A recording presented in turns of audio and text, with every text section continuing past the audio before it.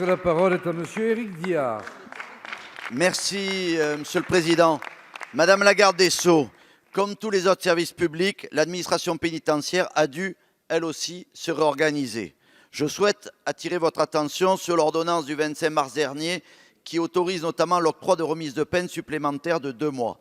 À ce jour, plus de 13 500 détenus ont été libérés, bénéficiant de cette remise parlementaire. Bien sûr, et vous l'avez rappelé, sont notamment exclus du dispositif les criminels, les personnes condamnées pour terrorisme ou encore pour violence conjugale. Cependant, je déplore que les détenus radicalisés ne soient pas exclus aussi de ce dispositif, quand bien même ils seraient détenus de droit commun. Lors de son audition par la commission des lois, le directeur de l'administration pénitentiaire a admis que 130 détenus inscrits au FSPRT, fichier des signalements pour la prévention de la radicalisation à caractère terroriste, eux aussi peuvent bénéficier de cette remise de peine. Enfin, vous avez contesté le nombre de 20 000 personnes ayant bénéficié de cette réduction de peine. En effet, à l'heure actuelle, ce chiffre est faux. Seulement, l'ordonnance prévoit que cette remise supplémentaire pourra être accordée jusqu'au 10 août prochain. Dans ce cas, si l'ordonnance n'est pas modifiée, nous serons bientôt à 20 000 détenus pour cet été libérés prématurément. Madame la ministre, maintenant que la justice reprend son cours, quand comptez-vous mettre fin à ce dispositif de cette ordonnance? Merci, monsieur le député. La parole est à madame Nicole Belloubet, garde des Sceaux, ministre de la Justice. Merci, Monsieur le Président, Mesdames les députés, Monsieur le député Diard. Vous le savez, la surpopulation carcérale constituait une difficulté majeure pour lutter contre la pandémie du Covid en prison.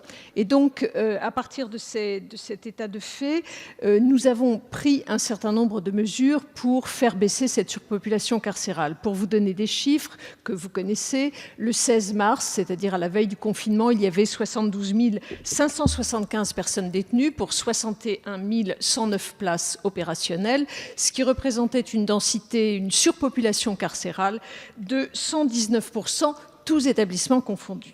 Mais en revanche, votre présentation est erronée, parce que vous expliquez qu'il y a eu 13 500 détenus en moins. C'est exact. Mais ces 13 500 détenus en moins viennent, pour la plupart, d'une diminution de l'activité des juridictions et notamment d'un emprisonnement qui ne s'est pas produit, puisque du fait du confinement, il y a eu une délinquance de rue qui était considérablement en diminution. Donc en réalité, à côté de cette diminution de l'activité des juridictions et donc de l'incarcération, nous avons bien pris des mesures volontaristes pour faire diminuer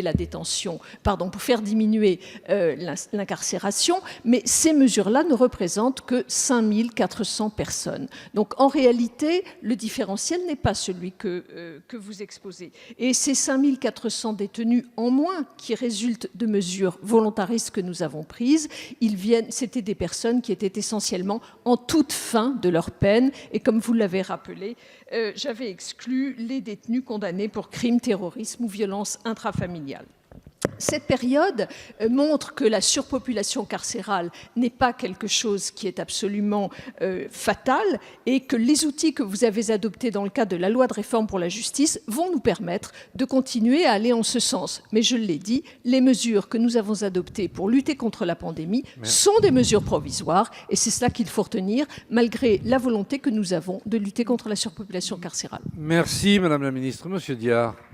Madame la garde des Sceaux, malheureusement, pendant le confinement, la radicalisation et le terrorisme ne sont pas restés confinés. Le 4 avril, l'attentat à Romans-sur-Isère, et le 5 mai, Vannes, où une personne libérée par anticipation, détenue fichier S, a forcé un barrage armé. Donc je trouve vous n'avez pas répondu à ma question, il est déraisonnable d'avoir laissé sortir les détenus radicalisés. Merci, cher